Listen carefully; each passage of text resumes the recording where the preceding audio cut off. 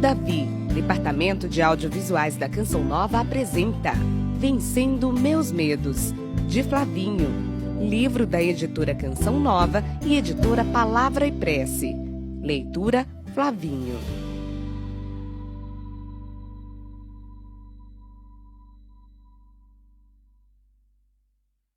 Dedico este audiobook à minha amada esposa Ana e aos meus filhos Guilherme, Juninho, João, Rafael e Vinícius, que acompanharam toda a redação deste livro ao longo de 5 desgastantes e desafiantes meses. Agradeço a Deus e a minha linda família por serem para mim e para o meu ministério esta força propulsora que sempre me faz superar minhas limitações e medos.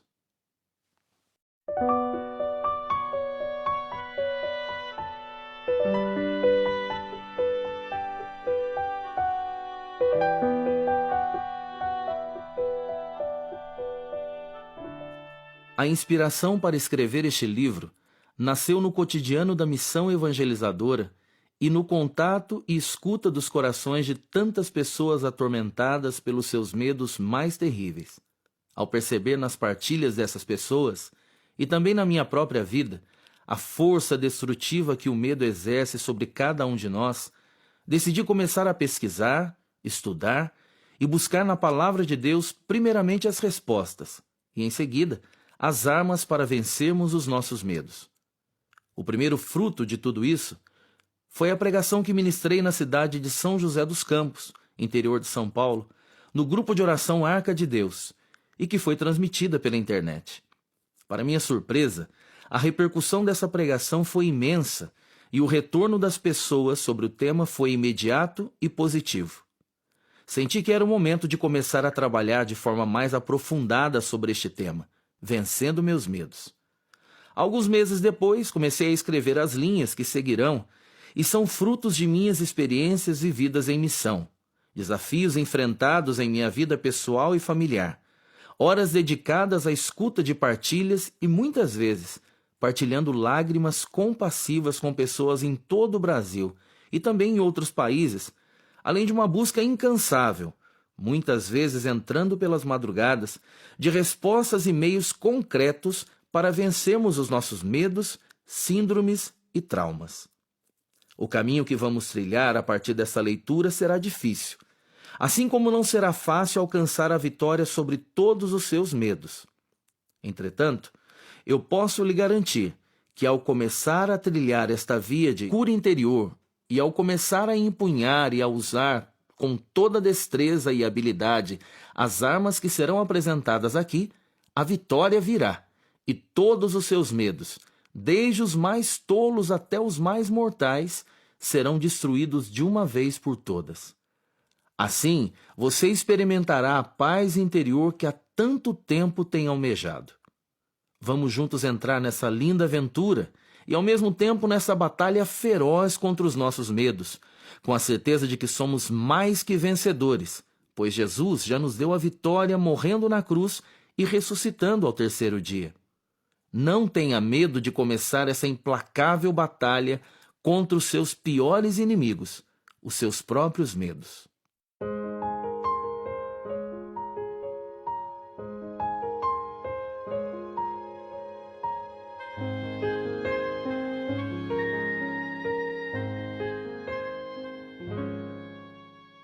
As pontes espirituais.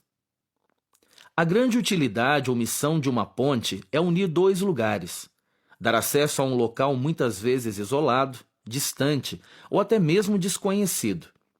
Fazemos uso de pontes quase todos os dias e muitas vezes não nos damos conta da utilidade e importância destas no nosso cotidiano. Quem vive uma grande cidade como São Paulo, por exemplo, sabe da importância das pontes e viadutos para se chegar a muitos lugares. É bem verdade que sem elas, o tráfego em uma grande metrópole como a capital paulista já teria se convertido em um caos ainda maior do que já se vê atualmente. Essas importantes metrópoles estão à beira de um colapso devido ao imenso e crescente número de automóveis e pessoas nas ruas. As pontes ajudam a amenizar a situação urbana caótica, unindo lugares e pessoas que, até então, estavam distantes e separadas por tantos motivos impostos pelas adversidades da vida. Outro interessante exemplo são as pessoas que usam a ponte Rio-Niterói, no estado do Rio de Janeiro, que inclusive é uma das maiores e mais lindas já construídas no mundo. Ao passarmos sobre essa imponente ponte, a cada travessia, fazemos uma experiência marcante, seja pela exuberante vista que se tem da cidade maravilhosa do Rio de Janeiro, onde se pode ver a Baía de Guanabara, os edifícios, o Cristo Redentor, o Pão de Açúcar, seja pela sensação de pequenez e impotência total diante de tão gigantesca construção feita pelas mãos dos homens, como pela imensidão do mar, feito pelas mãos de Deus. Para que uma ponte seja totalmente segura, eficaz e alcance seu objetivo, ela precisa ser muito bem projetada e construída, pois por ela passarão muitos automóveis, ônibus, pessoas e até mesmo trens. No ano de 2000, tive a grande graça de, pela primeira vez, ir em missão ao Japão, mais especificamente a cidade de Osaka. Embarquei em São Paulo, rumo a Tóquio, fazendo conexão em Chicago, nos Estados Unidos. Soma das horas de voo e a conexão são quase 30 horas de viagem. Permaneci naquele país por alguns dias, onde convivi com brasileiros, hispanos, japoneses e alguns europeus, pregando a palavra de Deus, cantando, ouvindo e amando a este povo tão sedento e necessitado da Boa Nova. Para mim era algo novo e excitante. Era a primeira vez que eu saía do meu país em viagem internacional e já começava indo ao extremo, ou seja, para o outro lado do mundo. Durante toda a minha infância, ouvi dizer que se começasse a cavar o chão e não parasse mais, esse buraco ia me levar diretamente ao Japão. Coisa de criança, que tem uma mente muito fértil e fantasiosa. Minhas maiores expectativas da infância foram tremendamente superadas ao chegar no Japão de avião e não através do buraco aberto no chão, e deparar-me com a linda e iluminada cidade de Tóquio. Para o menino pobre, nascido no interior de São Paulo, na cidade de Guaratinguetá, foi uma experiência de tirar o fôlego. Era meio surreal. Parecia não ser de verdade. Sentia como se estivesse em um sonho. Lembro-me como se fosse hoje das sensações e emoções que senti ao pisar naquele país e contemplar com meus próprios olhos o que desde criança eu sonhava ver e experimentar. Foi uma experiência linda e enriquecedora conhecer e experimentar a cultura e os costumes milenares de um povo tão enraizado na história dos seus antepassados, além de constatar a organização, a disciplina, a educação e a cordialidade estampada no sorriso que sai fácil, sem quase nenhum esforço, de cada rosto que vi, desde as crianças até os mais anciãos. É realmente impressionante e cativante. Ao contrário do que muitos pensam, os japoneses são muito abertos, cordiais, alegres e de uma educação digna de ser invejada e imitada por todos os países e povos, desde os subdesenvolvidos até os mais desenvolvidos.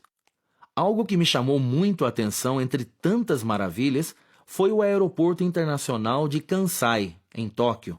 Este aeroporto, na verdade, é uma grande ilha artificial, construída em pleno mar a vários quilômetros do continente. Para se ter acesso ao aeroporto de Kansai, você precisa passar por uma ponte imensa, onde na parte superior fica a via que dá acesso ao aeroporto e na parte inferior a via de retorno ao continente, sendo possível também fazer o mesmo trajeto de trem.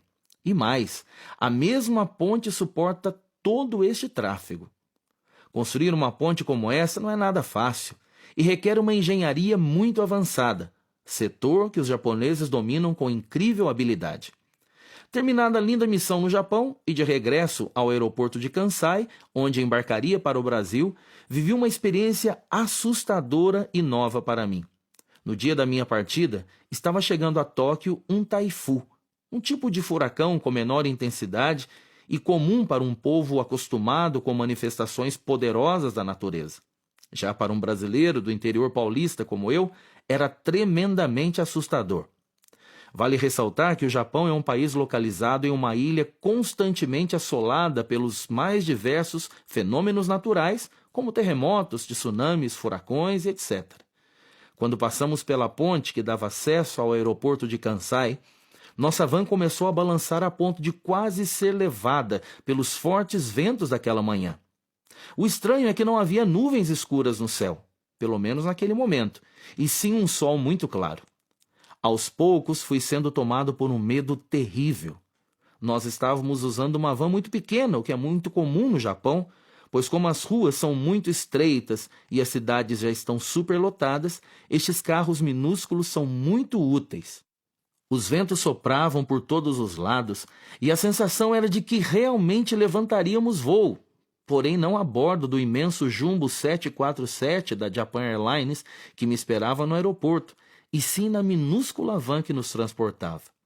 Lutando contra os fortíssimos ventos, fomos seguindo em frente com os olhos fixos no nosso objetivo, que era chegar naquele aeroporto. Quando olhava para os lados, eu notava que as ondas do mar começavam a ficar mais fortes e mais altas, porém a ponte era ainda mais alta, o que nos dava certa segurança diante daquelas grandes ondas que se levantavam com tanta fúria. Apesar do susto, e graças à destreza do nosso motorista já acostumado àquelas situações, chegamos salvos ao aeroporto e antes que aquele taifu se tornasse um furacão de verdade, pude embarcar no meu voo e fazer a longa viagem de regresso ao Brasil. Enquanto eu estava na pequenina van, bem no meio daquela ponte altíssima, tive que lutar contra o medo que me assolou naquele momento e o desejo de regressar ao continente. Diante de momentos como este, se trava uma terrível luta interior, e em muitos casos, o vencedor acaba sendo o medo.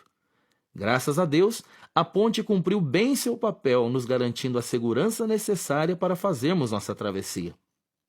Pontes nos levam e nos trazem em vários momentos da nossa vida, fazendo-nos chegar sempre ao destino desejado. Para podermos ter acesso ao mundo espiritual, também se faz necessário o uso de pontes, porém não daquelas construídas por mãos humanas, senão que pontes espirituais.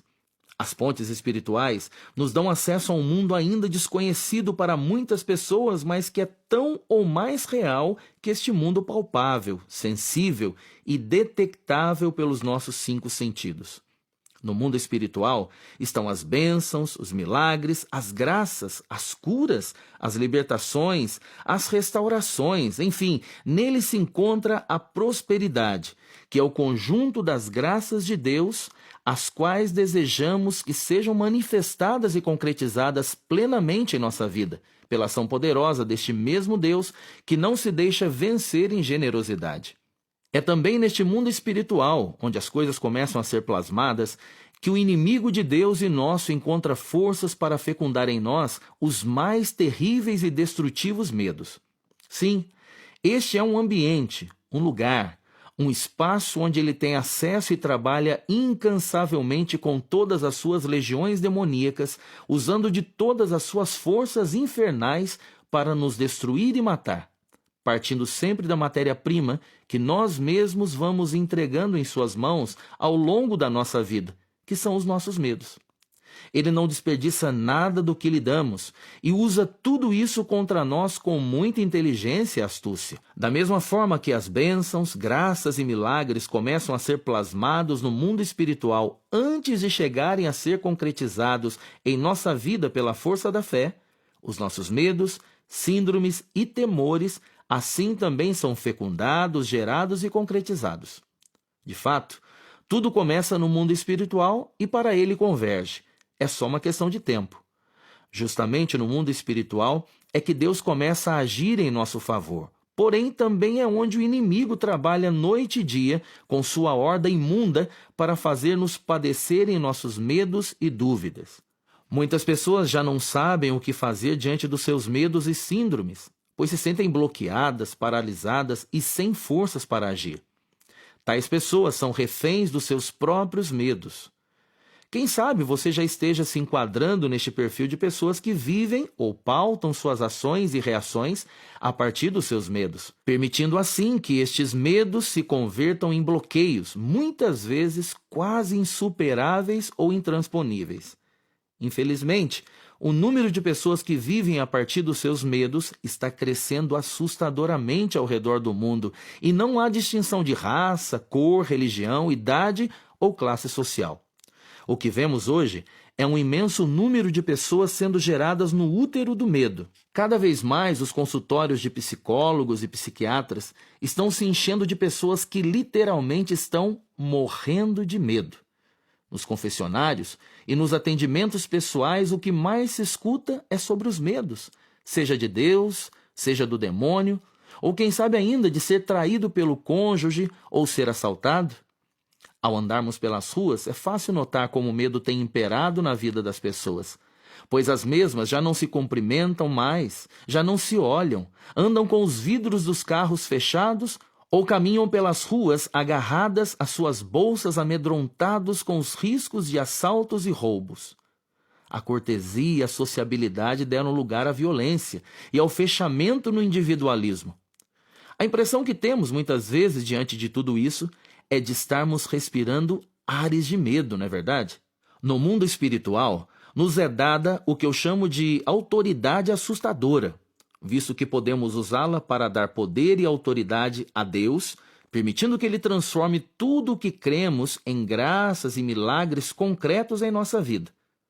Também podemos usar esta mesma autoridade assustadora para dar poder e autoridade a Satanás, permitindo também que ele transforme os nossos medos e temores em situações reais na nossa vida, como, por exemplo, doenças, morte, destruição de matrimônios, crises financeiras, síndromes de pânico, depressões, entre tantas outras situações tão terríveis quanto estas, ou ainda piores.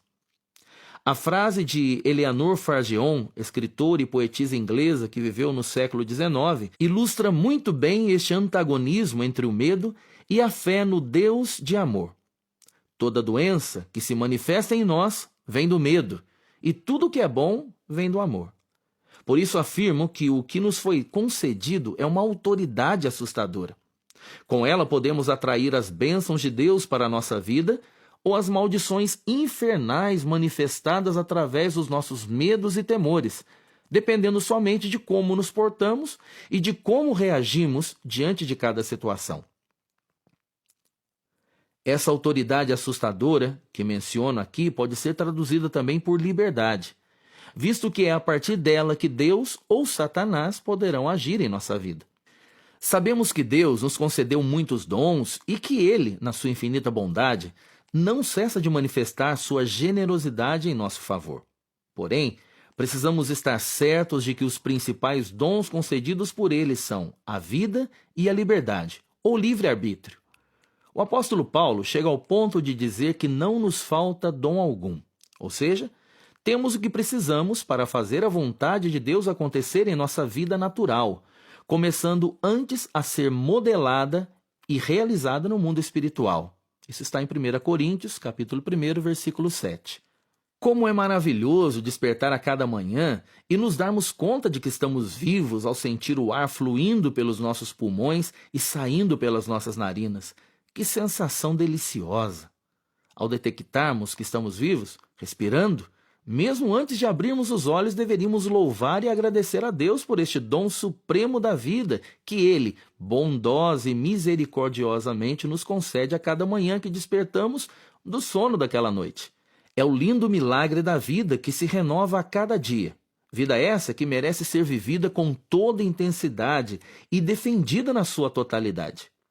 A liberdade, ou livre-arbítrio, é outro dom maravilhoso e tão importante que Deus nos concedeu.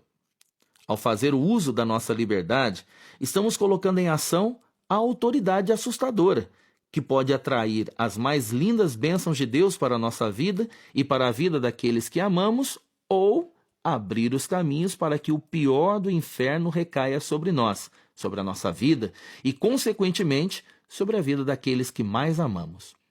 Usar bem a nossa liberdade é algo vital e imprescindível para termos verdadeira qualidade de vida espiritual, natural, psicológica, afetiva, sentimental, mental e, a partir daí, vencermos os nossos medos. São duas pontes que nos são apresentadas, dois caminhos. A Bíblia nos fala desses dois caminhos e de suas consequências concretas em nossa vida.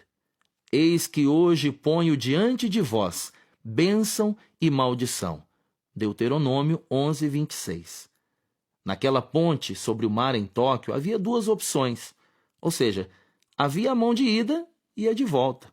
Aquela linda ponte construída com a mais avançada engenharia podia tanto levar pessoas, carros e trens até o aeroporto, que estava a vários quilômetros mar adentro, como podia trazê-los de volta ao continente. Era só uma questão de escolha. As pontes espirituais, a exemplo das pontes naturais, são construídas com a mais avançada engenharia, seja do céu ou dos infernos, para fazerem com que também nós tenhamos acesso a esse lugar onde seremos abençoados ou amaldiçoados. Também aí será só uma questão de escolha, pois no mundo espiritual recebemos o que escolhemos, colhemos o que plantamos. É a lei do mundo espiritual. Antes de conhecermos mais sobre essas pontes espirituais que nos dão acesso ao mundo espiritual, precisamos estar muito bem esclarecidos e conscientes dessas realidades que regem e permeiam este mesmo mundo. Se faz urgente e de extrema importância estarmos convencidos de sua existência e de sua ação direta e concreta em nossa vida. Vamos desvendar juntos este mundo espiritual. Você ficará surpreso.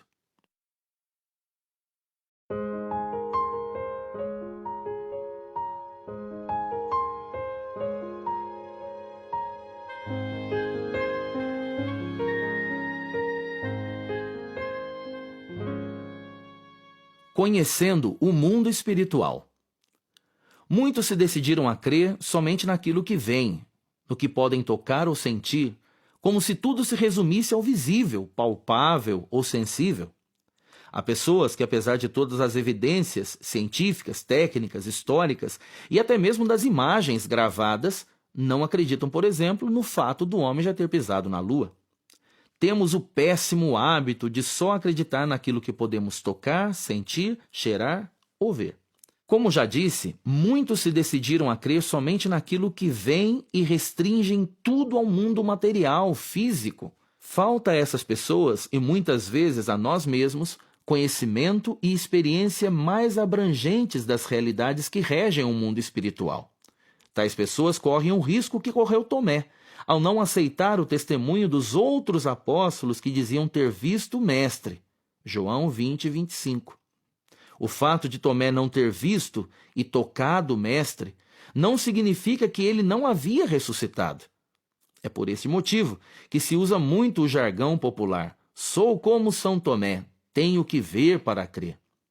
Quantas vezes, ao longo da nossa vida, já usamos essa expressão, não é?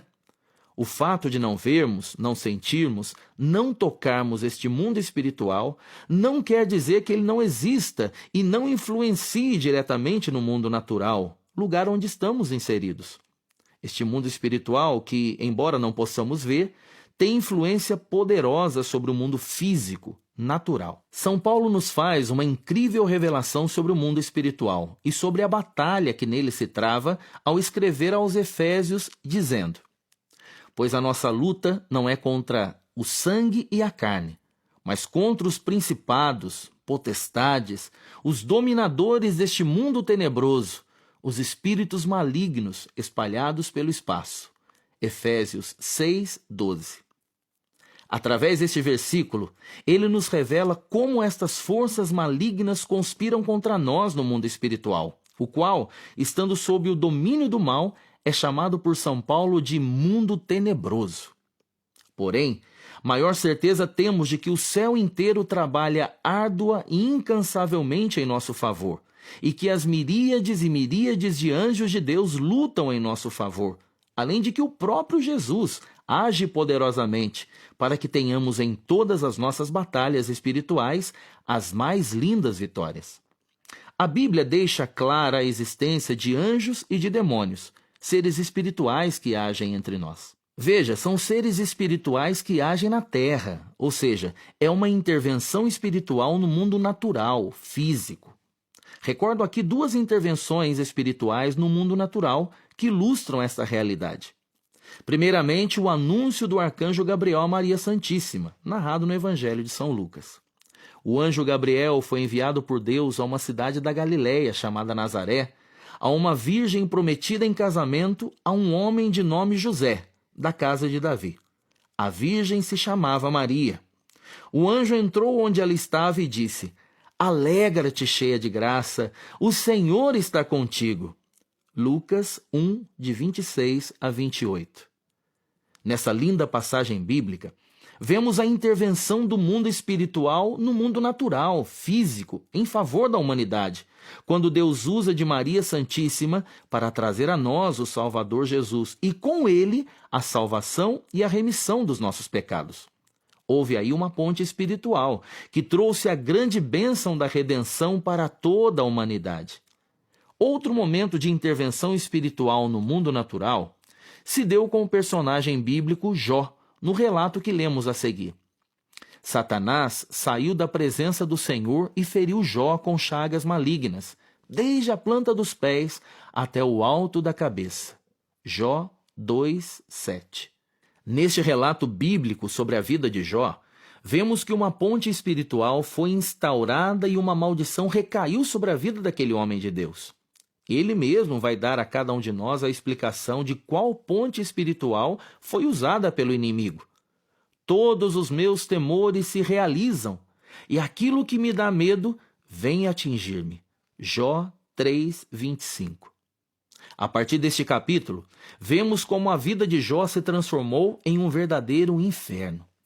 O demônio vai usar de todas as suas armas espirituais para destruir Jó, seus bens e toda a sua família. Porém, o fará no mundo material, físico. Chegamos a um ponto crucial sobre o tema que estamos tratando neste capítulo, ou seja, o mundo espiritual realmente tem uma influência direta e predominantemente ativa no mundo natural, físico, e dita as regras em todas as áreas de nossa vida.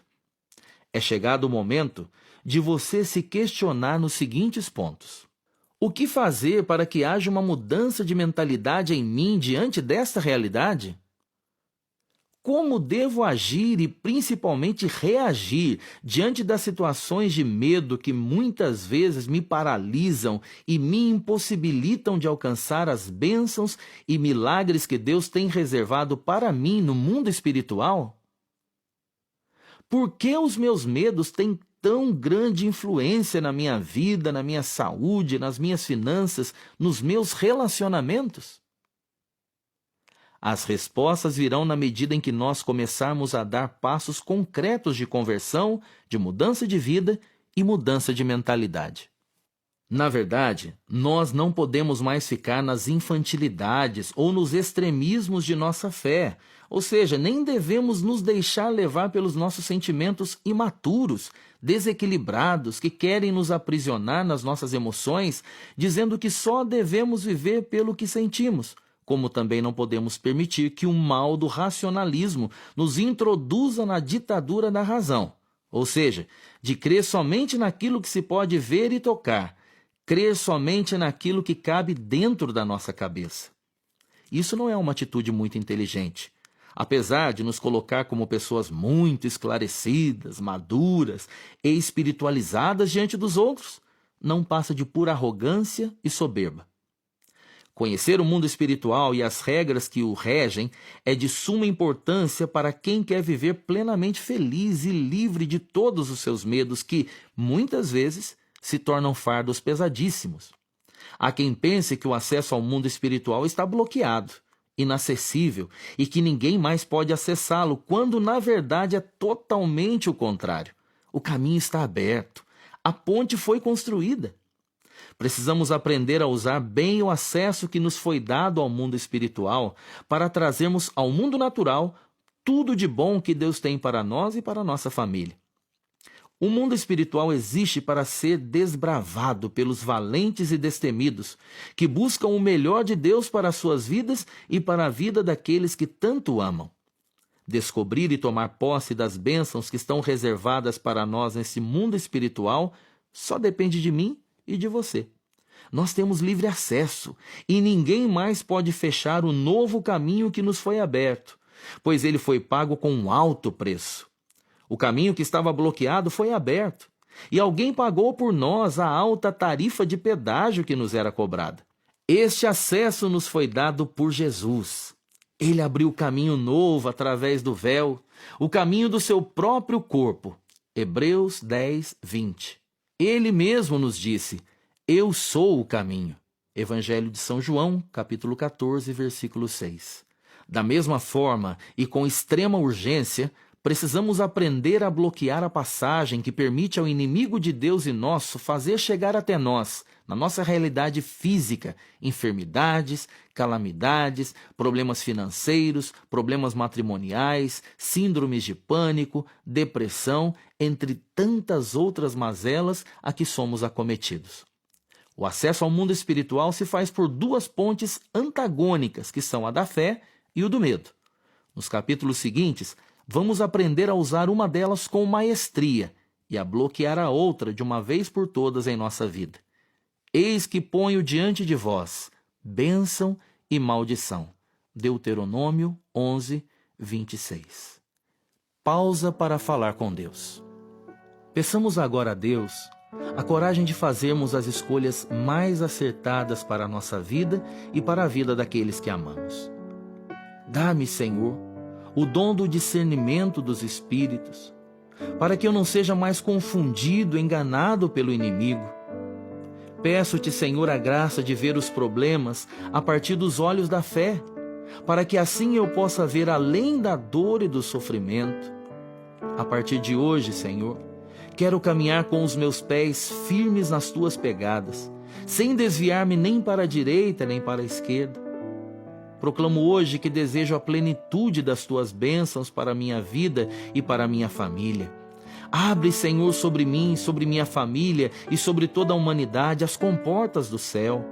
Faz-me conhecer a tua santa vontade e desejá-la mais que tudo em minha vida. Dá-me a graça que destes a teu servo Moisés de entrar na tua santa presença e aí permanecer. Dá-nos, Senhor, acesso ao mundo espiritual para podermos fazer a mais linda experiência contigo. Queremos a tua bênção, Senhor, e não a maldição.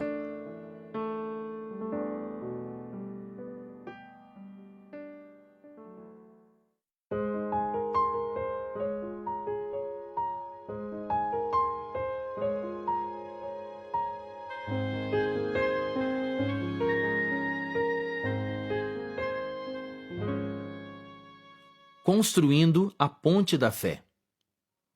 Durante vários anos de minha vida, trabalhei profissionalmente como músico secular, tocando em bares, restaurantes, recepções, casamentos e bailes.